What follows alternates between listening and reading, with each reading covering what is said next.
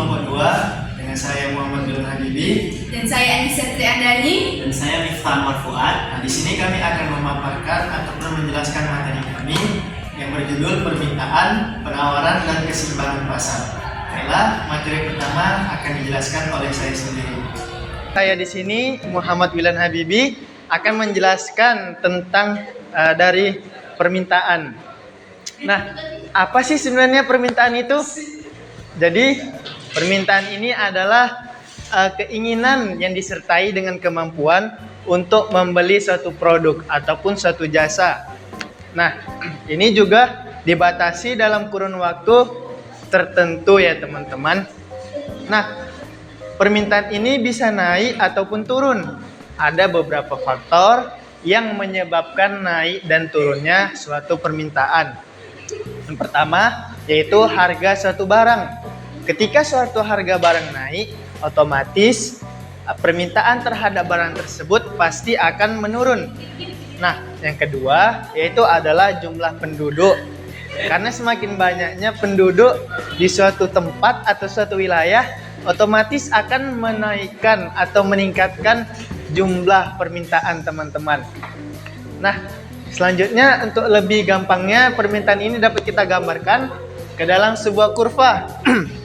Bisa kita lihat, ini adalah contoh kurva pembelian mangga yang dilakukan oleh Miftah. Ketika harga buah mangganya 5.000, maka Miftah membeli sebanyak 3 buah mangga.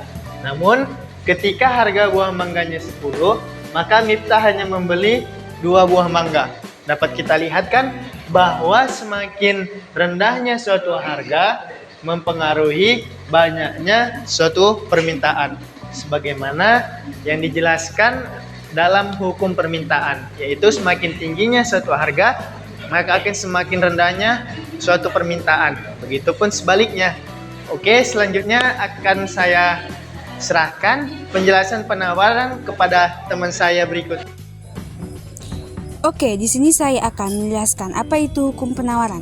Hukum penawaran adalah jumlah barang atau jasa yang dapat ditawarkan oleh produsen ke konsumen dalam setiap tingkat waktu tertentu. Apakah teman-teman tahu apa itu hukum penawaran?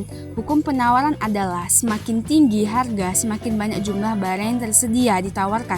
Maka sebaliknya, semakin rendah tingkatan harga, semakin sedikit pula jumlah barang yang ditawarkan. Oke, seperti contoh mangga tadi.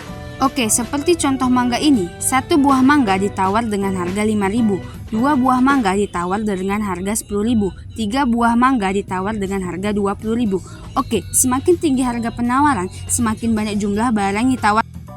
Oke, sekian dari saya materi tentang penawaran. Selanjutnya tentang keseimbangan pasar yang akan dipaparkan oleh teman saya. Selanjutnya adalah penggabungan antara supply dan demand atau penawaran dan permintaan. Digabungkan dalam kurva keseimbangan pasar. Kurva keseimbangan pasar terbentuk dari sumbu price dan quantity. Kurva keseimbangan pasar terdiri dari kurva supply dan kurva demand.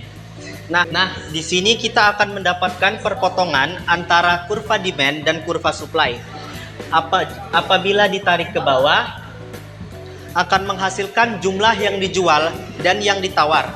Simbolnya adalah QE, yang artinya quantity equilibrium, yang artinya jumlah keseimbangan.